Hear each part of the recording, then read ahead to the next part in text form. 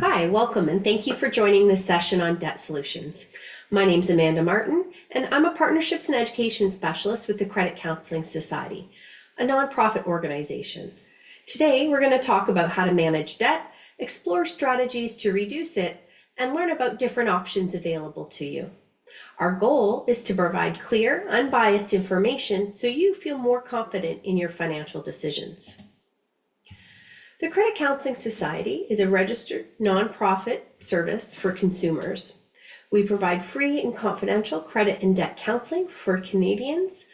We help and have helped over 500,000 people since 1996 solve their debt problems, manage their money better, and use credit more responsibly.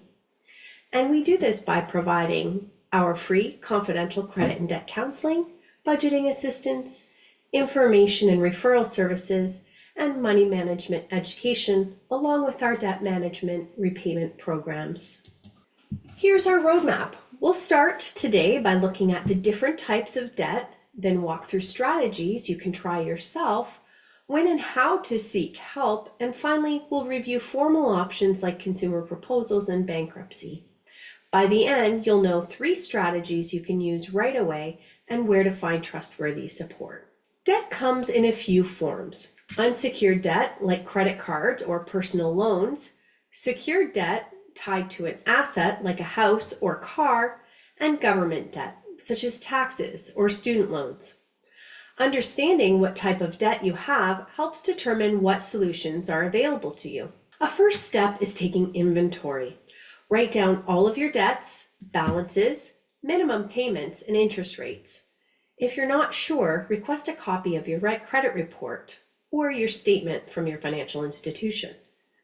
This snapshot really helps you to see the full picture and start identifying the best repayment strategy. There are 3 broad paths to debt management: managing it yourself, getting help from a nonprofit agency like ours, or using legal processes. So let's walk through each, starting with self-directed options. Here are some strategies that you can try on your own. For some, it may be a problem with budgeting. Start by tracking your spending, showing you where you can cut back, and use any surplus that you have in your budget to pay down your debt. Another option to help with your debt may be selling assets. If you own things you don't need, like a second car or recreational equipment, the proceeds can help you reduce your debt. Another consideration is conventional financing. Options like talking to your bank about consolidation loans, lines of credit, or even refinancing your mortgage may reduce your interest, but they also come with risks. So it's important to compare very carefully. Communicate with your creditors.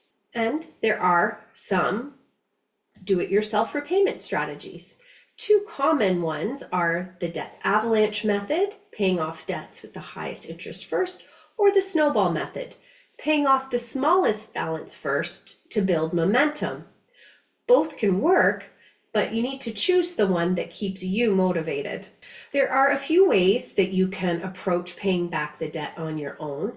One of the things, as I mentioned, is the debt avalanche. This is where you would pay your debts off in order of the highest interest rate first.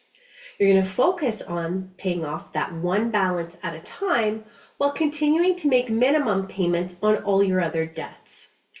Any additional money that you have available will go towards that first debt with the highest interest rate.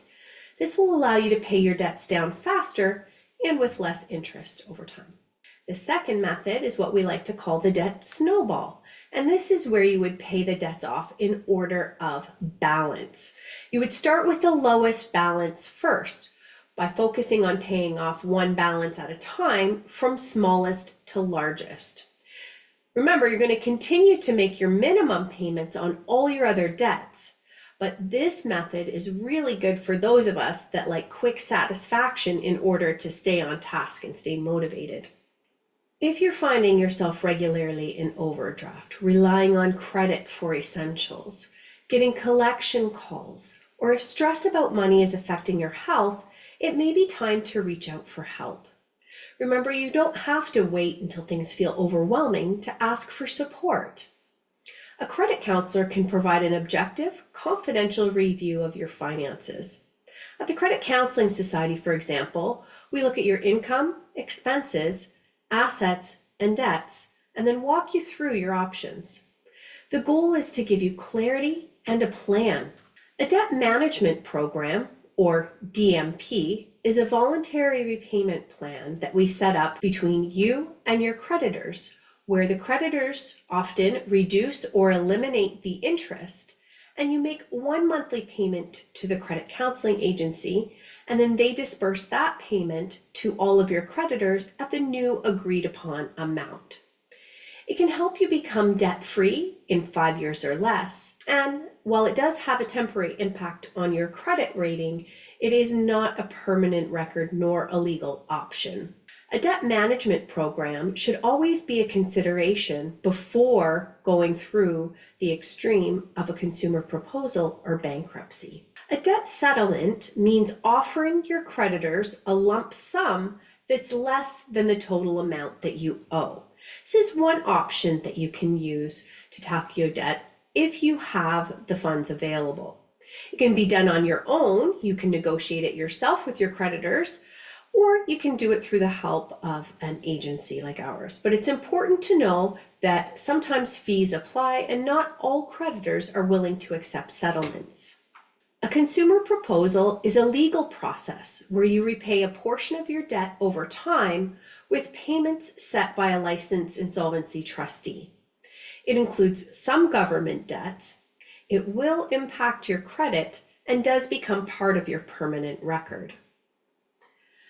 A consumer proposal will stay on your credit report for 6 to 7 years from the date of your discharge. Bankruptcy is also a legal process that can eliminate most debts, but it also requires surrendering certain assets and has a longer lasting impact on your credit. It should be considered as a last resort, but it is an option if no other path is workable. There are fees that are involved, and a bankruptcy is processed by a licensed insolvency trustee, much like a consumer proposal is. Now, if you're having trouble paying, keeping communication open with your creditors may feel like the last thing that you want to do, but in fact, it is the first thing that you should do. You need to help them to understand where you are with your situation.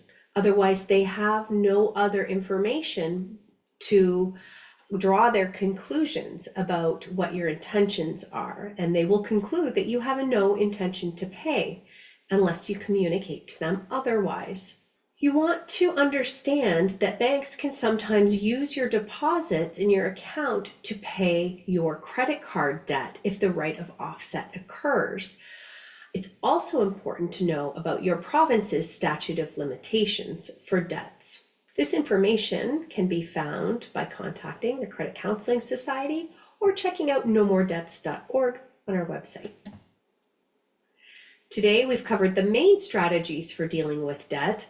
Take a moment to reflect which 3 strategies could you try in your own situation, and if you need help, know that there are safe and trustworthy places that you can turn. If you'd like to learn more or book a free appointment, visit our website or reach out to us by phone. We're here to help, educate, and give hope. Thanks for joining us today.